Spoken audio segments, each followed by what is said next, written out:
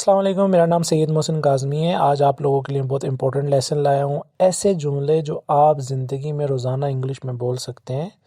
ٹھیک ہے، یہ آپ کے بہت کام آئیں گے، کیونکہ اگر آپ چاہتے ہیں کہ آپ اسپوکن انگلش میں فلوئنٹ ہوں تو یہ آپ کو لازمی یاد کرنے چاہیے۔ میں سیکھ رہا ہوں، نمبر 1 ہے آئی ایم لرننگ۔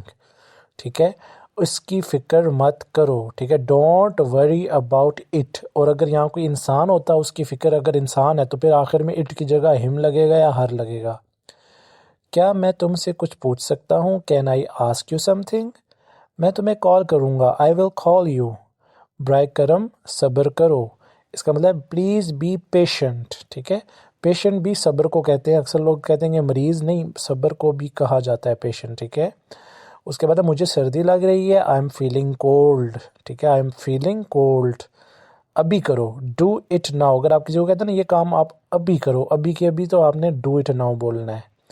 مجھے پانی پینا چاہیے، ٹھیک ہے، یا مجھے پانی چاہیے۔ ٹھیک ہے، اگر پینا ہوگا تو I need to drink water ہوگا۔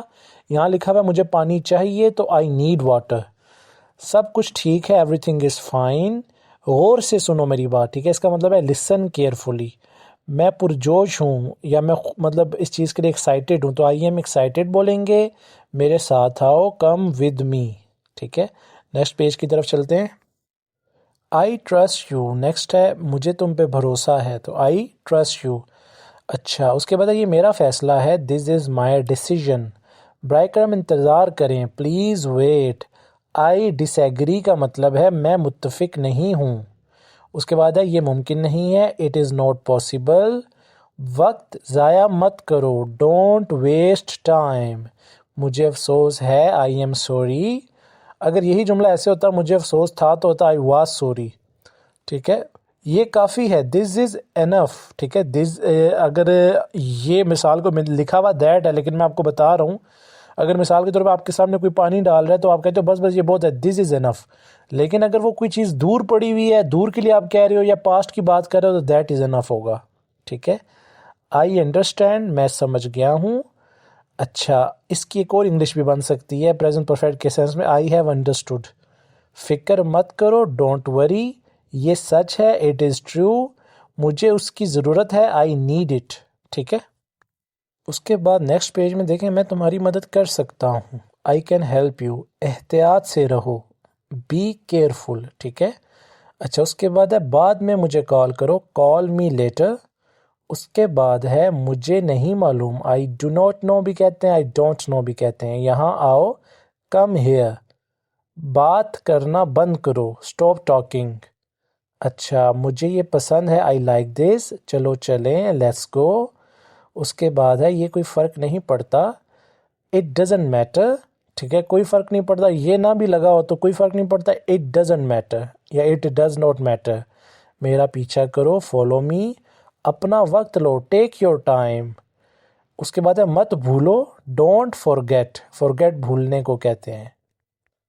مجھے تمہاری رائے چاہیے، آئی نیڈ یور سجیشن بھی کہہ سکتے ہیں، ایڈوائز۔ ایڈوائز بھی لکھا ہوا ہے۔ ٹھیک ہے، میرا انتظار کرو، ویٹ فار می۔ مجھے سچ بتاؤ، ٹیل می دا ٹروتھ۔ میں تھک گیا ہوں، آئی ایم ٹائرڈ۔ ٹھیک ہے، اگر میں کہتا ہوں میں تھک گیا تھا، آئی واز ٹائرڈ۔